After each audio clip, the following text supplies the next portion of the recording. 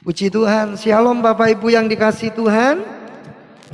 Selamat hari Minggu, kita bertemu kembali di dalam anugerah dan kasih Tuhan. Terima kasih untuk Bapak Haryono yang mengizinkan kami untuk kembali bisa beribadah di dalam gedung. Pagi ini sebelum kita menikmati persekutuan di dalam tubuh dan darah Kristus, kita akan mendengarkan dan merenungkan firman Tuhan.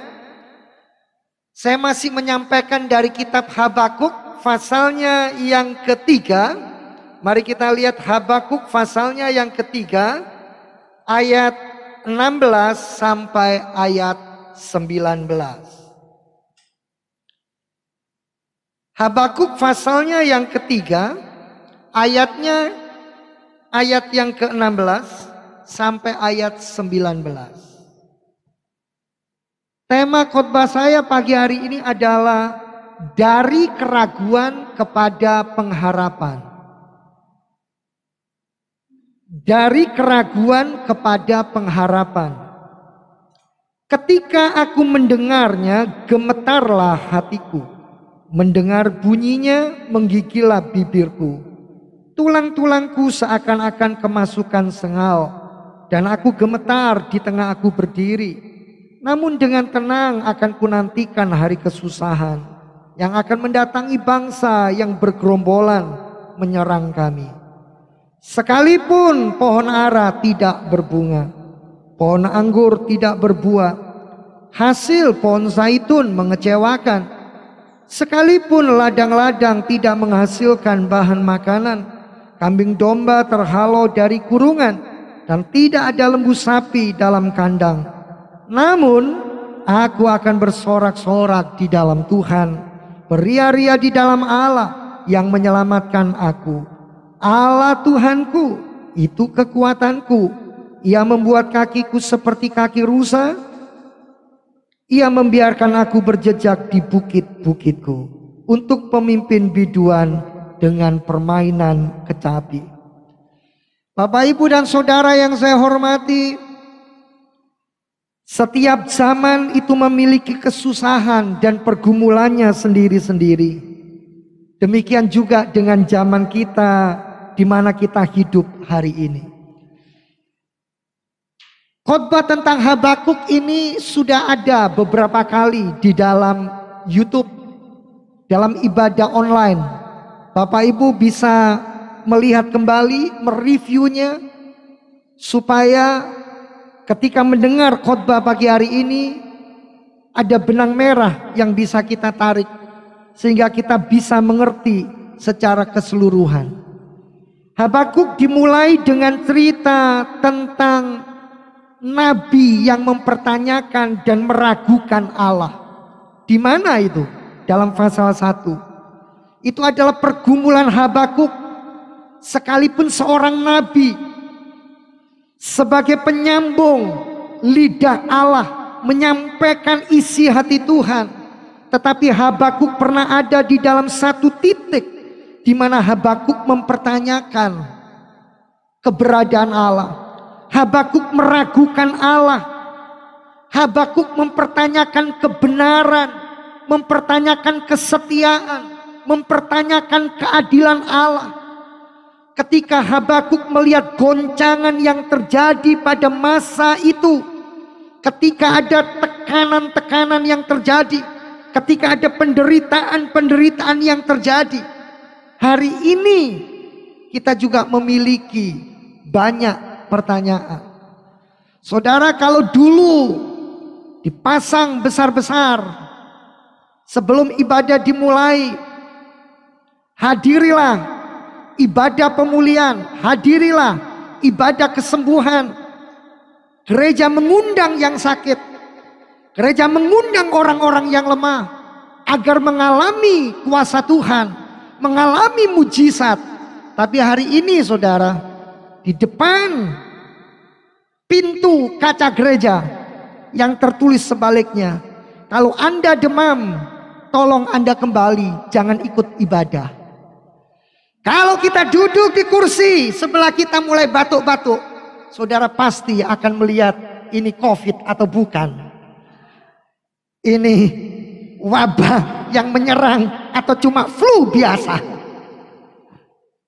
Itu menimbulkan banyak pertanyaan hari ini. Betul nggak? Kalau dulu gereja membuka pintu lebar-lebar, tuli akan mendengar, buta akan melihat.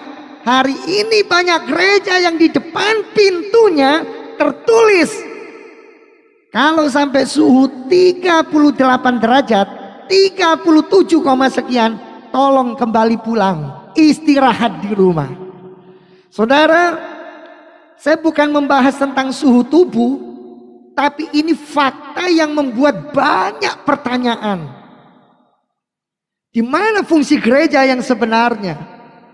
Pada zaman Habakuk hidup, Habakuk sampai pada satu titik dia mempertanyakan kesetiaan Allah, keadilan Allah, kebenaran Allah. Hari ini sebagian orang juga bertanya, Pak, kenapa sekarang terjadi seperti ini? Bukannya dulu begini, sekarang kok jadi begini? Ini yang benar yang mana? Sebagai contoh saja Bapak Ibu, mari kita buka di dalam Matius 16 ayat 18. Kalau kita lihat ayat ini, Matius 16 ayat 18, kita lihat sebentar, kita tutup Habakuk 3, kita buka dulu Matius 16 ayat 18. Di sana dikatakan seperti ini, dan aku pun berkata kepadamu, aku di situ Yesus yang berkata, engkau adalah Petrus, dan di atas batu karang ini aku akan mendirikan jemaatku. Gereja itu dibangun di atas pondasi batu karang yang teguh, yaitu Kristus sendiri. Dan jaminannya adalah alam maut tidak akan menguasainya. Lalu orang tanya, tapi kenapa gereja takut COVID, Pak? Kenapa gereja takut dengan wabah pandemi ini? Sementara ayatnya berbunyi seperti itu. Menimbulkan banyak pertanyaan. Saudara, apa yang kita akan jawab? Katanya di atas batu karang yaitu Yesus Kristus, gerejanya didirikan, gerejanya dibangun, gerejanya kokoh. Alam maut, kuasa setan, alam neraka tidak bisa menguasainya. Tapi takut sama COVID. Takut sama wabah pandemi. Saya tanya sekarang, kalau saya minta semua buka masker, berani nggak? Hah? Nggak berani? Loh, ayatnya. Kalau lihat ayatnya berani. Kalau lihat ayatnya berani, kuasa setan pasti nyengker ya. Demit orang dolet, setan ora doyan, kuntilanak pelayon. Hah? Seperti itu? Berani? Gereja kita sudah diizinkan 1 bulan 3 kali. Haleluya saudara. Di Jakarta masih tutup. Ini di belahan dunia yang lain, mereka malah tidak berani keluar pun diberi jarak. Lebih dari 10 km kena denda. Kalau saya tidak salah lebih dari 10 km tidak boleh. Mungkin tempat-tempat yang lain juga akan beda. Lalu bagaimana Pak kita mensinkronkan dengan ayat ini? Saudara, ketika Yesus berkata bahwa di atas batu karang ini aku mendirikan gerejaku, aku mendirikan jemaatku, dalam bahasa Yunani ditulis eklesia. Eklesia itu artinya orang yang dipanggil keluar dari kehidupan kegelapan, lalu dipisahkan untuk hidup bagi Allah. Jadi gereja bukan bicara gedungnya. Gereja bukan bicara aksesoris yang ada di dalam gedung. Tapi gereja itu berbicara bait Allah yang adalah hidupmu sendiri. Tubuh kita. Alkitab berkata jangan menjauhkan diri dari pertemuan-pertemuan jemaat, pertemuan-pertemuan ibadah. Tapi ketika oleh pemimpin gereja sebagai wakil Kristus di dunia, oleh pemerintah wakil Kristus di dunia, lalu disampaikan kebijakan-kebijakan yang saya yakin tidak menyimpang dari firman, dan itu bisa betul-betul diikuti. Lakukan Bapak Ibu, ikuti dengan baik. Jangan hidup sembrono, jangan mencobai Tuhan. Lalu saudara berkata, darah Yesus lebih hebat, darah Yesus lebih hebat. Tapi saudaranya tetap biasa, saudara bukan hebat. Jangan mencobai Tuhan. Kalau disuruh jaga prokes yang benar, jagalah dengan benar. Saudara, ini saya sampaikan supaya setiap kita ngerti bahwa ketika Bapak Ibu di rumah melihat siaran YouTube, melihat lewat Zoom atau apapun namanya, mungkin WA atau apa media sosialnya, saudara ibadah, jangan pernah berpikir saudara berarti ibadahnya tidak sah karena bukan di dalam gedung gereja. Tapi saya tetap menghimbau, jangan sambil tiduran nyemil kacang dengar firman, ya. Saudara melakukan kegiatan-kegiatan yang tidak seharusnya. Berikan porsi perhatian yang benar, yang sungguh-sungguh untuk kebenaran Allah. Nah, jemaat yang dikasihi Tuhan, sekarang ini saya ingin menyampaikan bagaimana Habakuk ini secara proses dari meragukan Allah sampai sungguh-sungguh percaya, hidup dalam iman, dan punya pengharapan yang benar. Mari kita kesampingkan dulu setiap pertanyaan-pertanyaan yang harusnya bisa dijembatani dan bisa diluruskan sesuai dengan firman Tuhan. Ya, mari kita akan melihat bagaimana Habakuk ini dari meragukan Allah menjadi pribadi yang berpengharapan. Sebelum kita sampai kepada menjawab bagaimana, sekarang saya tunjukkan dulu pergumulan Habakuk ini apa. Coba lihat Bapak Ibu. Habakuk 3 tadi ayat 16 ke atas itu sebetulnya berhubungan dengan apa? Peperangan. Betul ya? Tapi ayat 17 dan selanjutnya berhubungan dengan dunia pertanian, peternakan. Hubungannya di mana? Ayat 16 ke atas bicara tentang peperangan yang dikatakan ketika aku mendengarnya bahwa musuh sudah dekat, gemetarlah hatiku. Mendengar bunyinya, menggigilah bibirku. Tulang-tulangku seakan-akan kemasukan sengal. Dan seterusnya. Tetapi tiba-tiba Habakuk beralih dengan berkata, sekalipun pohon ara tidak berbunga. Hubungannya di mana? Ada orang yang berkata, justru akibat tekanan-tekanan, penderitaan-penderitaan yang ada di dalam peperangan, maka sekarang ayat 17 itu terjadi. Bahan pangan menjadi habis. Krisis ada di mana-mana. Orang mulai mementingkan dirinya sendiri untuk mencukupi kebutuhan-kebutuhan yang ada. Kekacauan semakin terjadi di mana-mana. Secara khusus saya hendak menunjukkan ayat 17. Pergumulan Habakuk. Pohon ara tidak berbunga. Sekalipun pohon ara tidak berbunga. Pohon ara yang tidak berbunga ini adalah pergumulan. Lalu pohon anggur tidak berbuah, ini juga pergumulan. Lalu hasil pohon zaitun mengecewakan, ini juga pergumulan yang tidak kalah pentingnya buat Habakuk.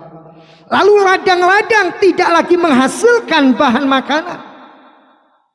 Ini identik dengan kelaparan akan terjadi di mana-mana. Lalu kambing domba terhalau dari kurungan. Dan tidak ada lagi lembu sapi dalam kandang. Saudara, apa artinya pohon ara tidak berbunga? Pohon ara ini adalah pohon yang paling banyak dan sering dijumpai di Israel. Dan firman Tuhan menceritakan bahwa pohon ara itu pohon yang menjadi pemandangan sehari-hari. Artinya pohon ara ini tidak berbunga, itu berarti hal-hal yang sering kita jumpai di dalam kehidupan kita itu mulai tidak ada. Apa yang sering saudara jumpai hari-hari ini? Tiba-tiba lenyap, tidak ada lagi. Dan ini terjadi pada masa Habakuk hidup. Makanya Habakuk berkata, apa yang sering ada dalam kehidupan. Ini berbicara tentang bagaimana Habakuk mengalami hal-hal yang sehari-hari dia dapatkan dengan gampang, sekarang mulai sulit. Ini digambarkan pohon ara tidak berbunga. Lalu pohon anggur tidak berbuah. Pohon anggur melambangkan kemakmuran. Pohon anggur melambangkan sukacita. Pohon anggur menggambarkan damai sejahtera.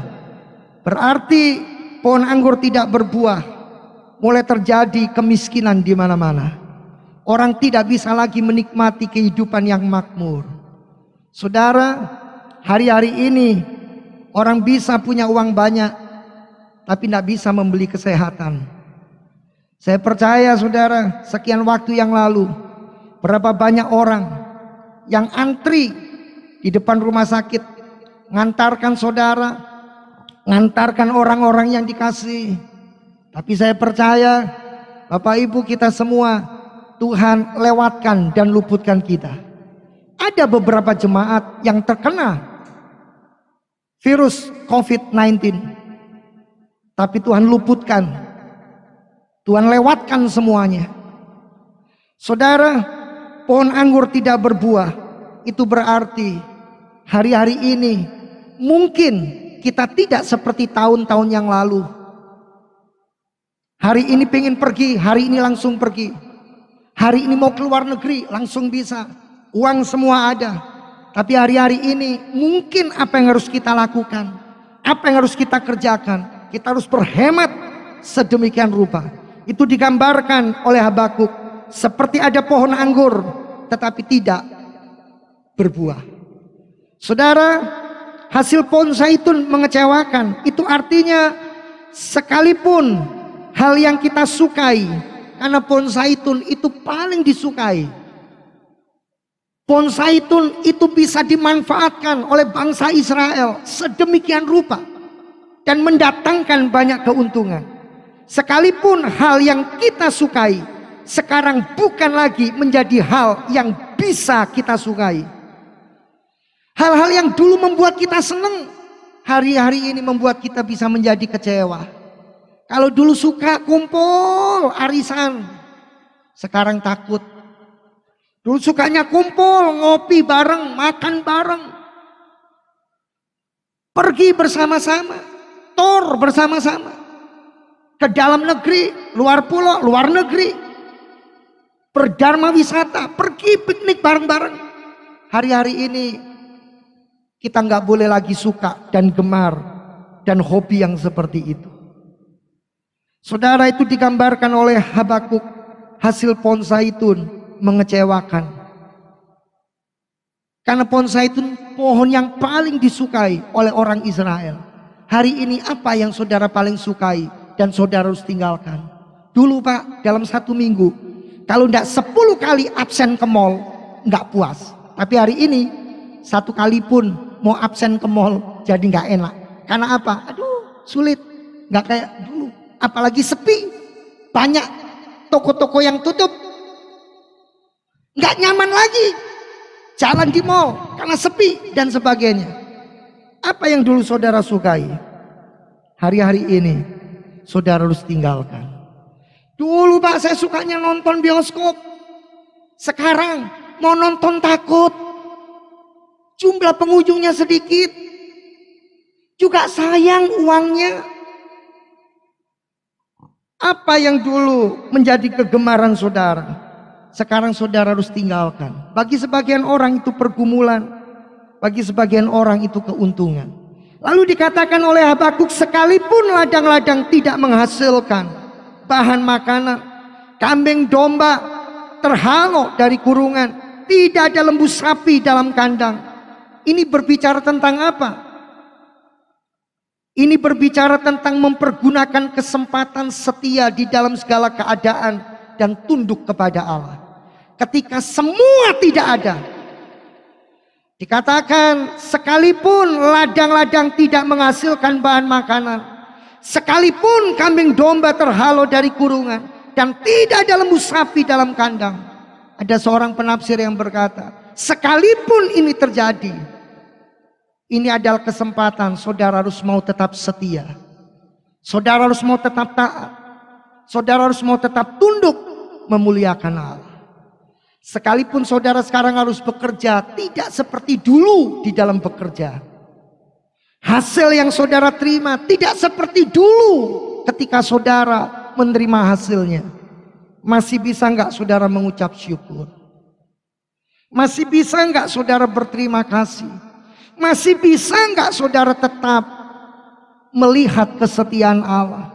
Masih bisa enggak saudara berkata, Dia Allah yang adil, Dia Allah yang setia, Dia Allah yang tidak pernah meninggalkan kita. Karena itu Habakuk menggambarkan, sekalipun ladang tidak menghasilkan, kambing domba terhalau, tidak ada lembu sapi dalam kandang. Saudara, ini berbicara dalam situasi dan kondisi-kondisi tertentu. Kita harus mau tetap setia. Kita harus mau tetap taat. Kita harus mau tetap mengucap syukur kepada Tuhan. Yang menjadi pertanyaan, bagaimana Habakuk dari meragukan Allah menjadi pribadi yang berpengharapan. Ini yang penting Bapak Ibu. Sekalipun di depan mata kita ada rumah yang mewah, gedung yang besar, selama kita tidak pegang kunci untuk bisa masuk, tidak ada artinya rumah yang besar, gedung yang besar. Karena ketika saudara mencongkel dan merusaknya, orang akan teriak, kita adalah pencuri, kita adalah perampok, kita adalah maling. Ada mobil, sekalipun mobil itu mewah, katakan dilapis emas, kalau saudara tidak punya kuncinya, mobil yang mewah tidak ada artinya. Saudara tidak bisa masuk ke dalamnya, saudara tidak bisa menyalakan mesinnya, saudara tidak bisa pergi dengan mobil itu. Hanya sekedar menjadi hiasan. Berapa banyak firman Tuhan yang kita dengar, berapa banyak nasihat-nasihat Alkitab yang sudah masuk dalam hidup kita. Tapi ketika saudara tidak mempraktekkan, tidak melakukannya, semuanya akan menjadi sia-sia belaka. Saudara, Habakuk dari meragukan Allah bisa menjadi pribadi yang berpengharapan. Yang pertama, mari kita lihat, karena Habakuk menyaksikan bahwa ia melayani Allah, bahwa dia hidup sehari-hari bukan lagi bergantung kepada seperti apa yang dia lakukan dulu. Tapi sekarang dia mengubah pandangan hidupnya. Apa itu? Kita lihat ayat 19. Allah Tuhanku itu kekuatanku. Saya ulangi pelan-pelan. Allah Tuhanku itu kekuatanku. Ia membuat kakiku seperti kaki rusa. Ia membiarkan aku berjejak di bukit-bukitku. Habakuk menyaksikan bahwa ia melayani Allah, bahwa dia hidup bukan lagi dari berkat, tetapi karena dia lihat siapa Allah. Dia harus menemukan sumber kehidupan. Sesudah dia menemukan sumber kehidupannya, yaitu Allah sendiri, maka berkat akan mengalir. Berkat akan mengikutinya. Jemaat yang dikasihi Tuhan, seringkali yang kita lihat hari ini adalah fenomena yang terjadi. Seringkali yang kita lihat adalah gejala yang terjadi.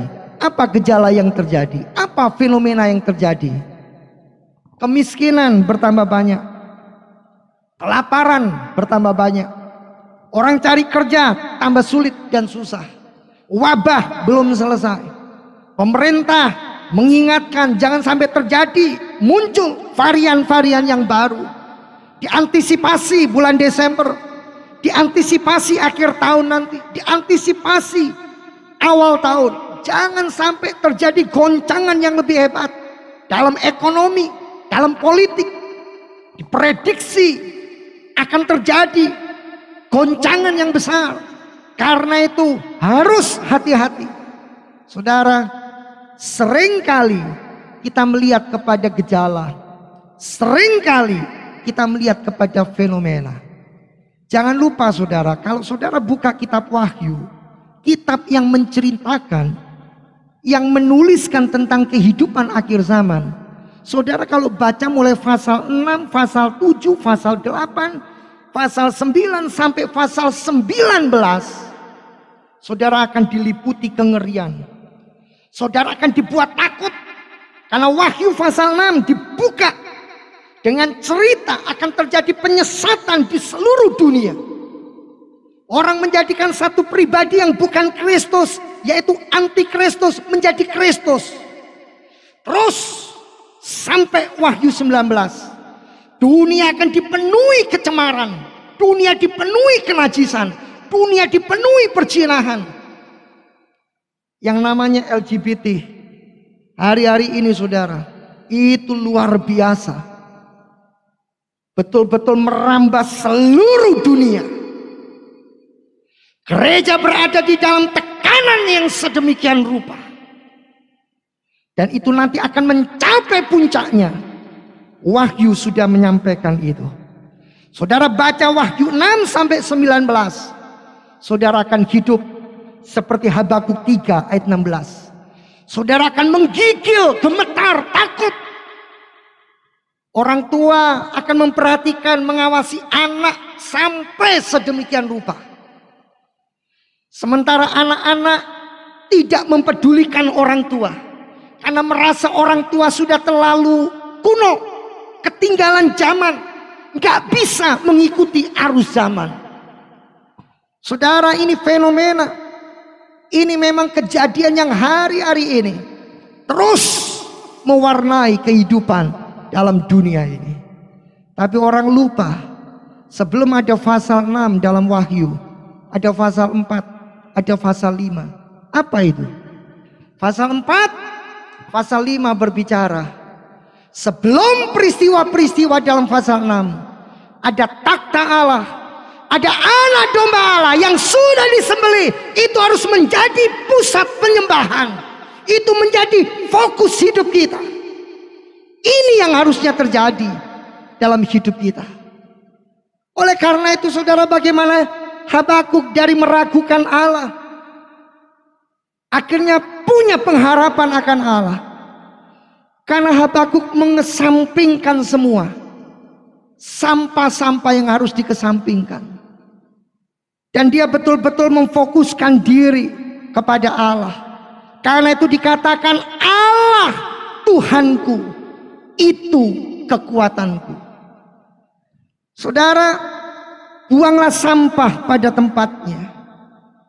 Dan jangan saudaraku yang dikasihi Tuhan, saudara lebih fokus kepada gejala-gejala yang kelihatan. Serahkan semuanya. Hiduplah dengan Allah sedemikian rupa. Sampai betul-betul terjadi seperti Kisah Para Rasul 4 ayat 13. Coba kita buka. Kisah Para Rasul 4 ayat 13. Kisah Para Rasul 4 ayat 13. Kita akan lihat Kisah Para Rasul 4 ayat 13. Ketika sidang itu melihat keberanian Petrus, sidang melihat keberanian Yohanes, dan mengetahui bahwa keduanya orang biasa yang tidak terpelajar, bahkan dikatakan tidak terpelajar. Heranlah mereka, dan mereka mengenal keduanya sebagai pengikut Yesus. Kalau saudara menyembah Allah, saudara menjadikan Allah sumber kehidupan kita, saudara tidak akan dipermalukan. Saudara, saya menyampaikan ini karena saya mengalami. Dan saya bersyukur kepada Tuhan. Tuhan yang kita sembah itu Tuhan yang hidup. Tuhan yang maha kuasa.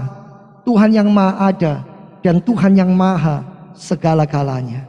Mari saudara, hari-hari ini kita mau kembali. Tidak fokus kepada kebutuhan hidup. Kebutuhan hidup memang harus kita penuhi. Kebutuhan hidup memang harus kita gumuli. Tapi di atas semua itu, tetap pandanglah, fokuslah, jadikan Allah sentral di dalam hidup kita. Saudara, ibadah bukan untuk gembala saudara. Saudara datang bukan untuk manusia, tapi sungguh-sungguh mencari Allah. Hari Minggu biasanya kita berkumpul dengan keluarga. Selama masa pandemi, mungkin Bapak Ibu tidak pergi kemana-mana. Tapi ketika gereja dibuka, harus bangun lebih awal. Harus bangun lebih pagi. Harus bersama-sama berangkat. Jarak rumah cukup jauh. Saudara harus keluarkan mobil. Saudara harus berkorban. Ada bensin yang harus dikeluarkan. Saudara tidak mungkin isi mobil dengan air. Tapi ketika saudara melakukan semua, karena saudara mengasihi Allah, Allah lebih dulu mengasihi kita. Amin. Apa yang dulu kita anggap keuntungan, sekarang kita mau buang itu. Hobi-hobi, pengalaman-pengalaman yang tidak memuliakan Allah, tinggalkan. Sekarang jadikan Allah, Yesus Kristus, anak domba Allah yang tersembelih, seperti Wahyu 4, Wahyu 5, itu menjadi pusat penyembahan. Itu menjadi pusat fokus kehidupan kita. Itu menjadi sentral di mana kita ada di dalam dunia ini. Untuk apa? Tuhan dipermuliakan. Amin. Yang kedua Bapak Ibu, nanti Wahyu pasal 4 dan 5 baca sendiri di rumah ya. Itu ayat-ayat yang begitu indah. Kita seringkali fokus ayat 6, pasal 6 sampai pasal 19. Sementara Wahyu pasal 4 sampai 5 itu berbicara tentang anak domba Allah yang sudah disembelih, di mana semua penghuni sorga sujud menyembah untuk memuliakan Kristus. Itu yang harusnya terjadi dalam hidup kita. Kita lihat sekarang yang kedua, bagaimana Habakuk dari meragukan Allah menjadi pribadi yang berpengharapan. Yang kedua kita lihat ayat 18. Karena Habakuk memiliki iman kepada Allah. Dan ada satu kalimat yang menyentuh hati saya. Ada satu kata. Lihat ayat ini. Namun aku akan bersorak-sorak di dalam Tuhan, beria-ria di dalam Allah yang menyelamatkan aku. Kata menyelamatkan itu berarti Habakuk mempunyai iman kepada Allah. Bahwa Allah sudah menyelamatkan. Kalau menyelamatkan itu include di dalam keselamatan ada kesembuhan. Kalau menyelamatkan itu include di dalam keselamatan ada pemulihan. Itu kalau sudah menyelamatkan include di dalamnya ada pengampunan dosa. Saudara sudah dipulihkan roh, jiwa dan tubuhmu. Saudara sudah diampuni. Saudara diselamatkan dengan total. Secara holistik, roh, jiwa, tubuh kita aman di dalam genggaman tangannya. Kuasa setan tidak bisa menyentuh saudara. Kuasa iblis tidak bisa menyentuh saudara. Tapi kalau saudara diizinkan mengalami sesuatu, seperti yang Tuhan izinkan atas hamba-hambanya, atas semua tokoh di dalam Alkitab, saudara masih di dalam genggaman tangan Tuhan. Dan tidak ada yang bisa memisahkan kita daripada kuasa Allah, dari kasih Kristus. Karena itu Paulus berani berkata, bagiku hidup adalah Kristus, tapi mati adalah keuntungan. Yang ketiga, bagaimana Habakuk dari meragukan Allah menjadi pribadi yang berpengharapan. Ayat 18 lagi. Jadi tadi yang kedua, karena Habakuk betul-betul orientasinya keselamatan dari Tuhan, ya. Dan dia yakin gak ada yang bisa menyentuh hidupnya kecuali Tuhan mengizinkan. Amin. Saudara, kalau Tuhan tidak mengizinkan, bisa nggak saudara kena COVID? Nggak bisa. Atas seizin Tuhan. Kalau Tuhan izinkan saudara kena, saya berdoa pasti akan lolos lewat.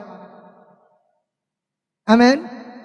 Lu terus gimana Pak? Itu masih muda tapi berangkat pulang. Ya tugasnya selesai. Rumahnya sudah jadi. Jangan tanya saya, tanya Tuhan nanti. Tanya sekarang saya nggak bisa jawab. Kok saudara diem aja ya? Enggak saudara. Amin. Memang umur hidup kita yang punya. Enak aja, Tuhan yang punya. Terus yang ketiga, ayat 18. Namun aku akan bersorak-sorak di dalam Tuhan, beria-ria di dalam Allah yang menyelamatkan aku. Saudara, ayat 18 dan 17 ini sangat kontras. Coba lihat ayat 16 itu. Seolah-olah Habakuk tambah menantang Allah. Coba lihat ayat 16. Ketika aku mendengarnya, gemetarlah hatiku. Mendengar bunyinya, menggigillah bibirku. Tulang-tulangku seakan-akan kemasukan sengal. Dan aku gemetar di tempat aku berdiri. Tapi lihat berikutnya apa? Namun dengan tenang akan kunantikan hari kesusahan. Coba saudara. Dengan tenang akan kunantikan hari kesusahan. Ini kalau orang di luar Kristus ngomongnya apa? Edan wong iki. Hari kesusahan malah ditunggu. Orang biasanya welcome itu kalau duit. Welcome sama berkat. Ini enggak. Welcome sama hari kesusahan. Justru tak tunggu. Tak nantikan sekarang. Ayo. Ini gambarannya kayak Goliat. Daud yang melihat Goliat besar, dia ambil 5 batu. Itu ada penafsir yang bilang begini. Kalau kamu cuma 1, gampang buat saya. Lihat ini di tanganku. Aku sudah simpen ini di saku. Ada 5 batu. Jadi kalau Goliatnya nggak cuma kamu, ada 5, aku sudah siap. Jangankan cuma 1, 5 aku siap. Seolah-olah seperti itu. Yang membuat Habakuk bisa menjadi pribadi yang berpengharapan. Karena ayat 18. Namun aku akan bersorak-sorak di dalam Tuhan. Artinya apa? Habakuk menjaga sukacitanya karena Allah. Menjaga sukacitanya karena Allah. Saudara, karena Habakuk ngerti sekarang bahwa kesusahan, bahwa kesedihan itu pun dipakai Tuhan untuk membuat Habakuk bersorak-sorak. Ini gak bisa kalau untuk orang di luar Kristus. Orang di luar Kristus susah, sedih itu pasti identik dengan kekecewaan, keputusasaan, dosa. Tapi di dalam Kristus kesusahan dipakai untuk membuat Habakuk lompat-lompat, bersorak-sorak. Artinya apa? Sukacita di dalam hidup kita itu tidak dipengaruhi dengan apa yang terjadi di sekitar kita, tetapi dipengaruhi karena Allah yang kita miliki sudah menyelamatkan kita. Sehingga apapun yang terjadi itu di dalam kontrol Allah, bukan di luar kendali Allah. Jadi untuk apa kita mesti putus asa?